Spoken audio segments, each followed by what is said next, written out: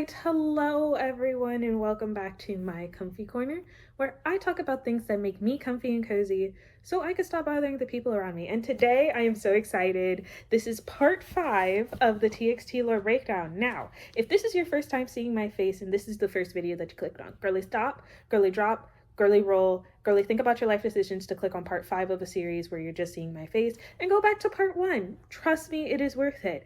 I am not going to give you a huge recap because, again, that's really hard to explain, and I'm going to be saying stuff that if you have no context for would not make sense. So please watch that first part, or if you just want a summary breakdown of the story without me breaking down each and every TXT song, then please watch my summary that I have also done. It is the very first video that I've done, and I'm still very proud of it.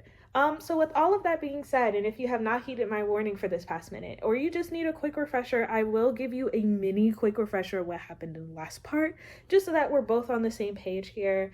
But other things to note, if you see me looking down over here, over there, I either have my iPad or my notebook there, so just so I stay on track.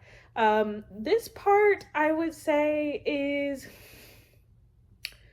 maybe I will call this Am I the Drama arc. I think that's what I'll call it. Maybe it'll change by the end of this video, but that's what I'm going to call it for now. And like last part, I am starting to run out of new slime. So if you see me playing with the slime that I've already talked about, no you didn't. But also I will be playing with a collect view and not theming it like I have before, just because one, it's hard to, but two, it would be hard for me to do without you haven't already seen the slimes that I have done. So with all of that being said, I will send it over to Summary Tiana. She's going to give you a brief summary about what happened last part, so that way we could jump into part 5. I'm so excited, girls.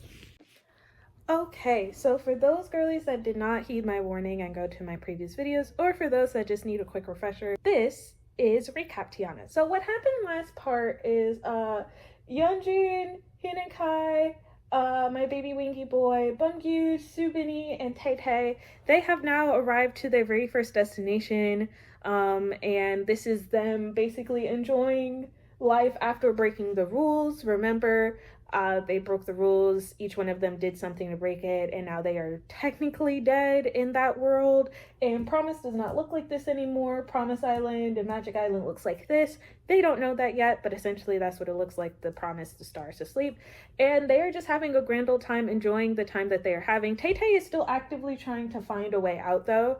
Don't let my explanation from last time fool you. He is still actively trying to figure out how to get back home and how to get back in his day life cycle, but everyone else is essentially enjoying, and to a certain degree so is he, even though he was dragged into it.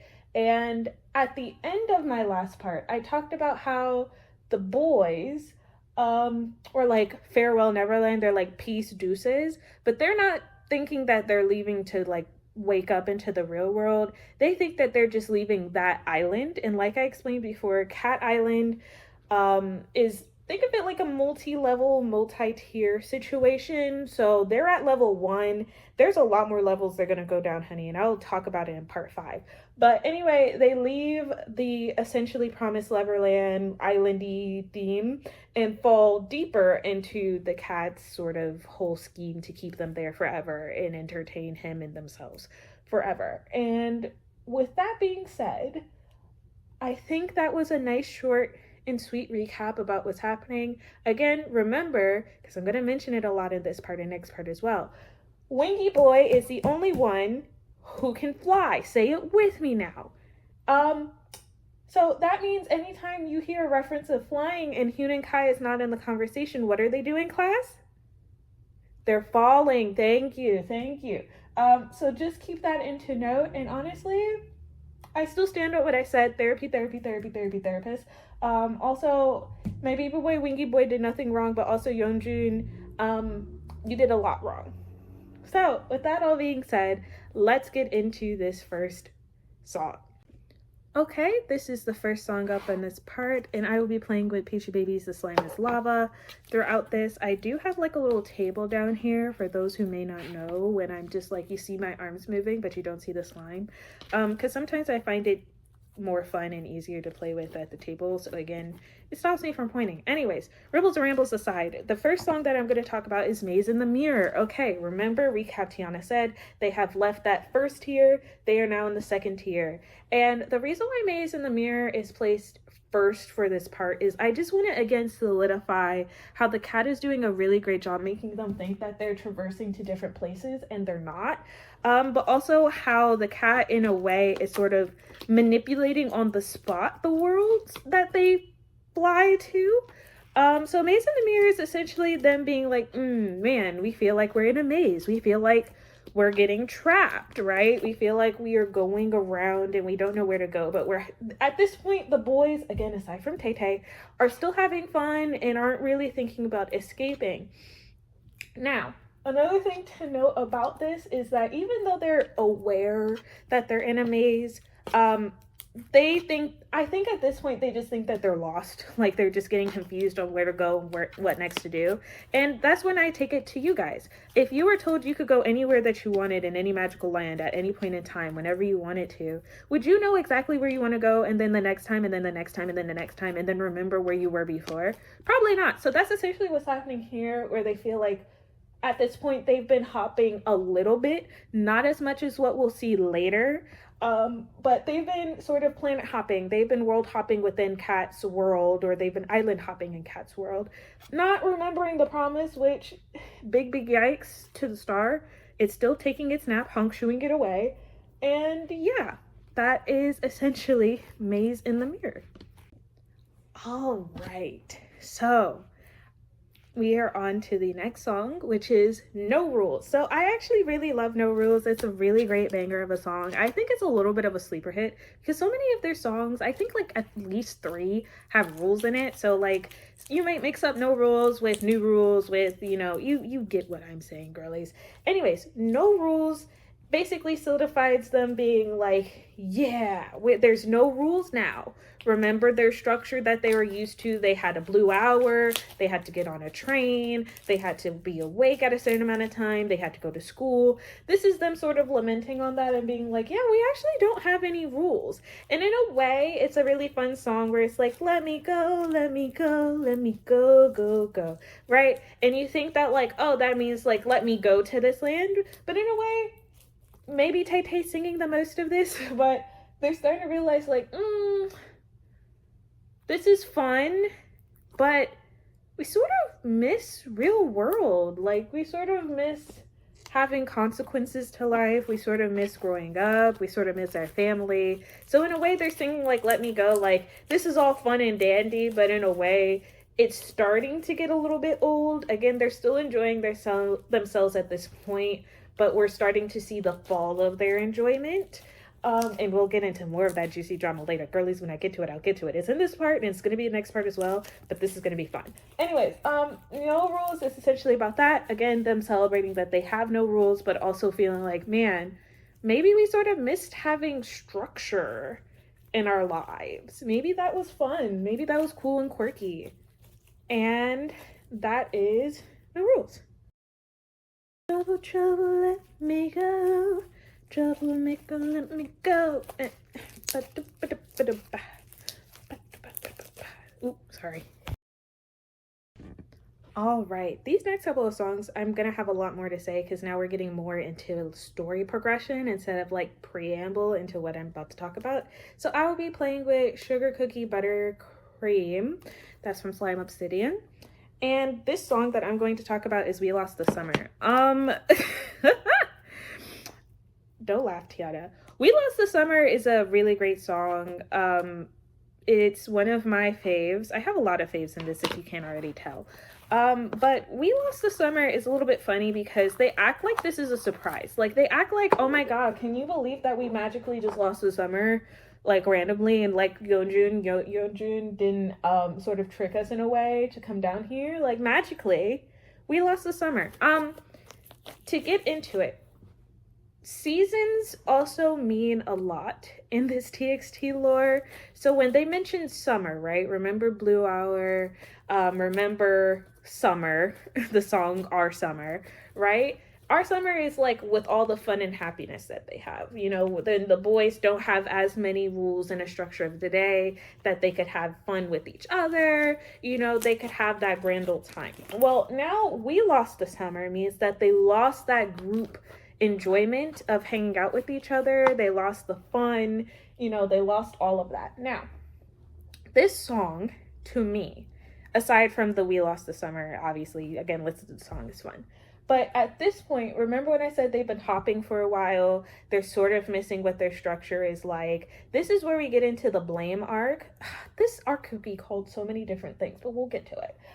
So We Lost the Summer is them essentially being like, damn, we sort of messed up. We sort of should not have left what we had. We shouldn't have left Magic Island, though they don't remember Magic Island at this point, because remember, they broke the promise. They've been going so deep in this maze that they're starting to forget what they had, but remember bits and pieces of it. And they sort of want to get back to it, right? So that's them basically being sad boys. But also in this, I'm saying also a lot, but another thing to note about this is because they are missing Magic Island and they're missing waking up and breathing in reality and the fun that they used to share before they were like magic hopping and like going from island to island, but just having one central place for them to have fun. The boys sort of break up a little bit. They don't break up to the point where they're not still seeing each other and hanging out with each other, but they're sort of like having a little bit of animosity. I imagine that Tay-Tay and Subini are probably upset with Kai and Yeonjun. Bumgyu probably feels like it's all his fault. Low-key it is. And Yeonjun and Kai probably feel like, why are they so mad? This is what we wanted. Isn't this fun? Living in the real world, essentially. Real world. They're in dream world. So that's what We Lost Our Summer is essentially about. The line where it's like, we lost the summer when we lost each other. I think they're sort of losing the point of Magic Island, right? Like, Magic Island wasn't great because they get to do whatever they want and spend time together, but it was a time to sort of catch up, you know, relive and stuff. And now let me bring it to you. Think about like your very best friend in the whole wide world, that person that you go to for anything and everything. Imagine talking to them and being in each other's presence every single day, non-stop, 24/7. Eventually you will get tired of them, even if you love them. I mean, even when you think of a relationship or a marriage, married couples should not be seeing each other every waking hour and minute and second of their day. Like, they have other things to do. They have their own hobbies to share. They have their whatever. And that's essentially what's happening here, where they're realizing, dang, it was more fun to sort of go out and have our own adventures in the day, even if that meant we didn't see each other, because we knew that at night we could hang out at Magic Island and we could catch up. We could talk about our own individual experiences. But with what they're stuck with right now, they're not only stuck in this dream world forever, but they're stuck with each other forever. Like, they can't not see each other all the time. They don't have space because they all need to be together for certain things to happen in the Cat's Island, right? So that's essentially what We Lost the Summer is. And I know that adds so much more layers of meaning than I think people initially will listen to.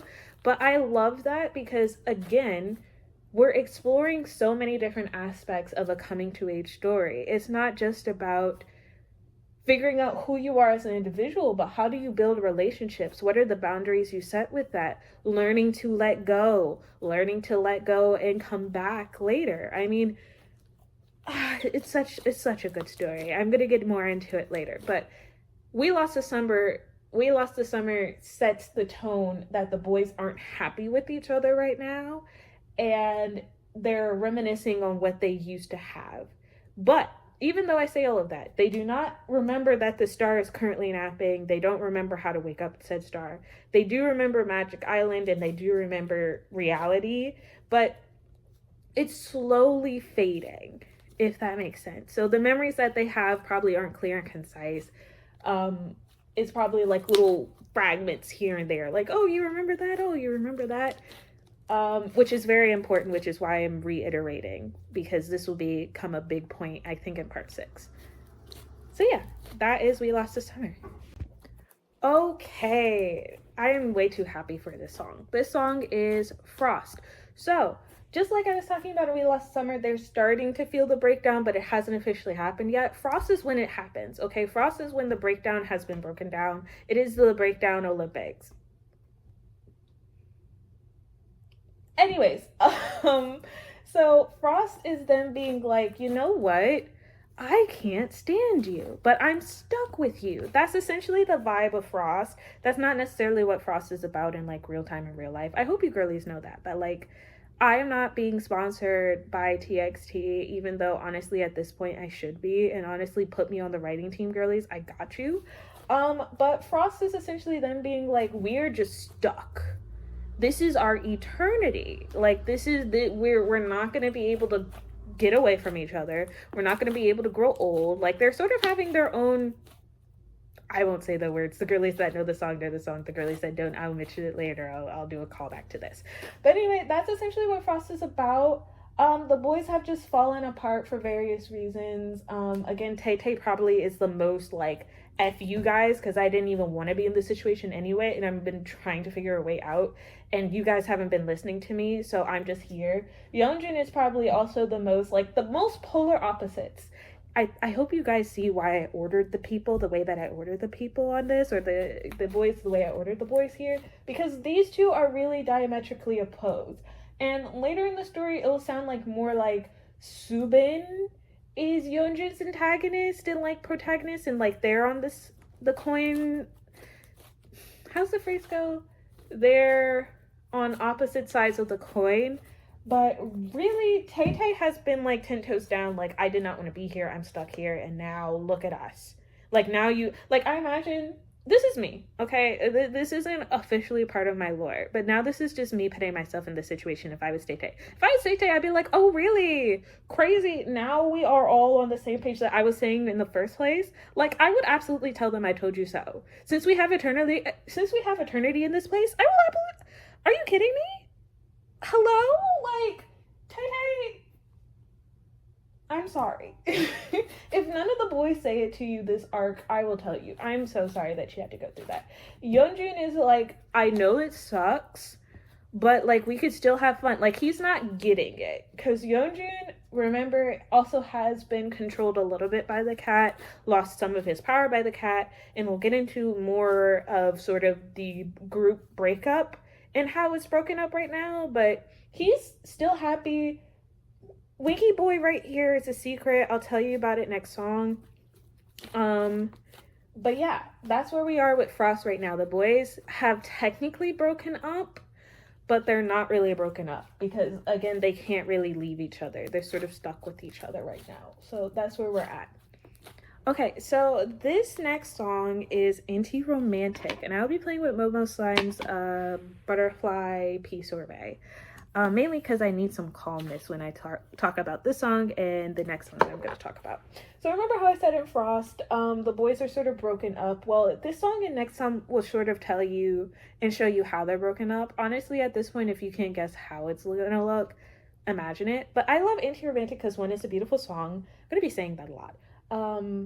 But also it's a callback to XO I Know I Love You, right? Where the boys are like, you know what?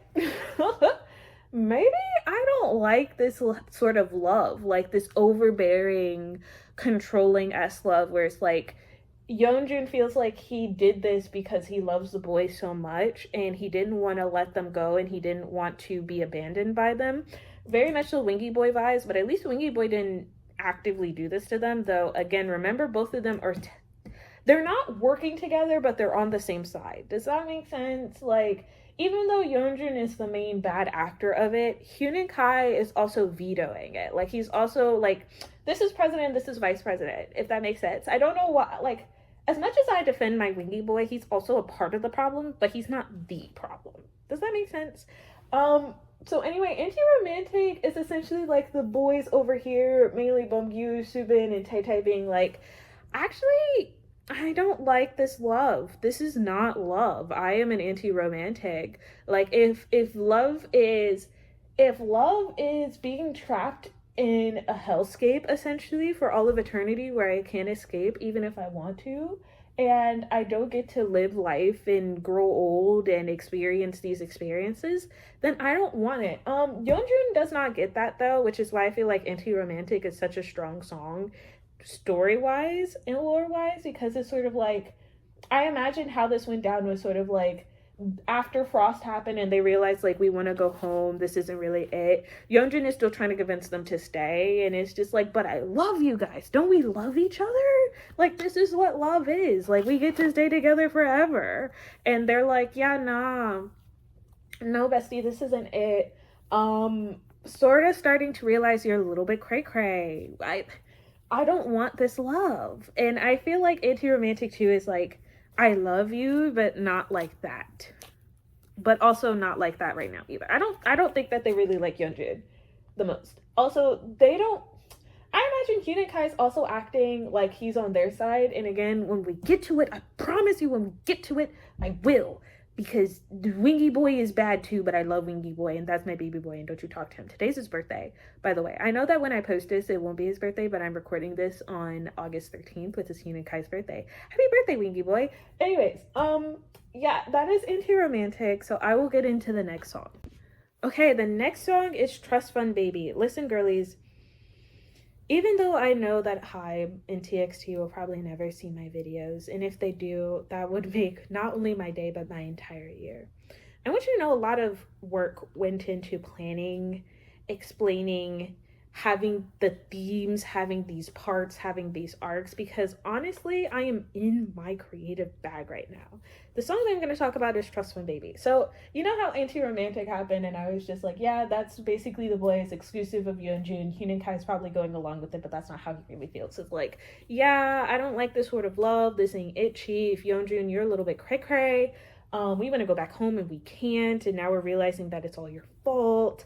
Well, Trust Fund Baby is essentially like Yeonjun's response to Anti-Romantic in a way, where it's like, well, yeah, you guys have the luxury of saying that, but I don't have a world to go back home to. And I feel like this is sort of the reveal. I was debating back and forth on if I wanted it to be like this song is him letting the rest of the boys know that he doesn't have a home to go back to, or if he's just saying that in his head, like, while the other boys are complaining, he's like, well, at least you have a home to go back to, right? I think he actually does tell the boys this, and the reason why I say that is because certain actions and decisions that happens in part 7, part 6 and 7, but mainly part 7, makes me feel like the boys already know about his situation, and even though they understand it, they still want to get out. So yeah, Trust Fund Baby, really beautiful song. Essentially, it's Yeonjun, a little bit of Hyun and Kai, because also remember, again, he has been abandoned before. He does not want to be abandoned again, and he really can't trust the boys to remember him again, and he might also have some attachment issues. But essentially, this is mainly Yeonjun's song, in terms of his reply of like, hey, I did this before, and I lost like almost everything. So if you guys don't show up to Magic Island, I don't have an island to go to anymore. So every time I close my eyes and go to sleep, I just have nothing. Like, so I need you guys. Like, it must be nice to be a trusted base. Like, it must be nice to have your own individual island that you could go to when you go to sleep. But I don't have that. And if you guys aren't at Magic Island because y'all forgot, I'm going to be not only abandoned, but Promise is probably still going to look like this. So yeah, that's why I did what I did. I'm sorry that you guys don't like this sort of love, but tough nuts, like tough noodles. I don't care right now. You guys are staying with me forever. And this also shows a little bit more of the selfishness of Yeonjun at this point. Because again, I get what you're saying, and what you're saying is really bad. But also, the boys did not do that to you. You did that to yourself. And like, even though Winky Boy saved you, like, this is not it, bestie. Like, trapping your 4 besties because you can't get a dream in your life, like, it must be like a nightmare every time he closes his eyes, and Magic Island is his only escape. So I get it, but like, with friends like these, who needs enemies, right? Yeah, that sucks. But that is essentially Trust Fund Baby. Him giving the perspective of like, the reason why I'm doing this is not only because I love you, but I have nothing else to turn back to. Um, which again sucks. But not that, like, girl, like, I know therapy isn't free, but like, talk to a teddy bear or something. I don't know. You just got a lot going on. And I don't feel like the rest of the members should be dragged in. Okay, I'm gonna move on to the next song. Please listen to Anti-Romantic. It's a very beautiful song. It's one of my faves. But also please listen to Trust Fund Baby, because Trust Fund Baby is also great. And sometimes I feel like it gets slept on in terms of listening tracks. Okay, so when I was breaking down these songs into parts, I was actually gonna have this song as the next part. But I didn't really want to end it with the boys just being mad at each other and then nothing being done about it. I wanted to add a little bit of glimmer of hope and also like leave you a little bit of a cliffhanger for part 6. So you're welcome. This song is Dear Sputnik. Love Dear Sputnik. We gotta go, oh, oh, oh, with you, we fly, oh, oh, oh. It is a bop, a certified one at that, trademark and pending. And so, Dear Sputnik is essentially the boys, after having this breakdown, be like, you know what? We gotta get back home. Now, when I say this is Tay Tay finally, I feel like Tay Tay's finally able to convince him, like, hey, I can't tell you how, but I know that there's a way we could get back. I've been trying to figure it out while y'all have been doing God knows whatever you've been doing, but we need to go. Yeah, we need to fly away. Like, we need to figure out a way to get back home. And Dear Sputnik, in a sneakily sort of way, is them starting to wake up Promise by singing this song. Like imagine, like, the star is still napping, the star is still asleep, and for these next couple of parts I will be explaining how the star is slowly coming back awake, but it's not fully awake until everything and every part of the promise, in terms of waking it fully up, is fulfilled. But I think that this song, Dear Sputnik, sort of wakes up the star a little bit, enough for them to remember it, but also for the next part to happen. I won't spoil. So yeah, and when I say, like, Dear Sputnik is the boys finally realizing, like, we need to escape Cat World and we need to get back into reality. We need to get back to Magic Island, because if we get back to Magic Island, that's where our dead bodies are. If our dead bodies are there, then maybe we could head on to the train. And if we get to the train, we could get back to our individual islands. Yeonjun included, remember what I said? His island is essentially dead and rubble. It's essentially nothing, so he can't really do much of anything. Because remember, he broke his individual rule but was able to stay with Hunakai. You remember, because you watched my other parts. Anyways, so that's what these boys are all going to do now. They're like, yeah, let's get the flippin' flam out of here. We gotta go. Pack up our stuff and go. Have a little stick with the bag and go. But when I say all the boys, you know I don't mean all the boys. And honestly, I don't need to do a 3, 2, 1 countdown of who do you think isn't really going to be fully a part of this. Yeonjun is following along because, again, he doesn't want to lose the boys. But also, I feel like Tay Tay and Subini and Bumgyu, and maybe even Hunakai, because remember, at this point, he is a wolf in sheep's clothing, okay? He's acting like he's for the majority, but really, he has the same reason as Yeonjun to keep them where they are, and has just the same motivation as them, and has displayed numerous times that he has purposely let things slide that he knew that he himself can fix, or knew that he himself could prevent but didn't do so. So keep an eye out on Wingy Boy. But Yeonjun is acting like, yeah, I want to go back too, because I think that the boys, after hearing Trust Fund Baby and hearing that he doesn't have a world to go to, is like, well, if we go back to Magic Island and we figure out a way to, like, reverse the curse, essentially, or, like, reverse the broken promise that we have done and reverse the rules that we broke, then maybe we could do the same thing for you. So I feel like that's the motivation for Yeonjun to tag along.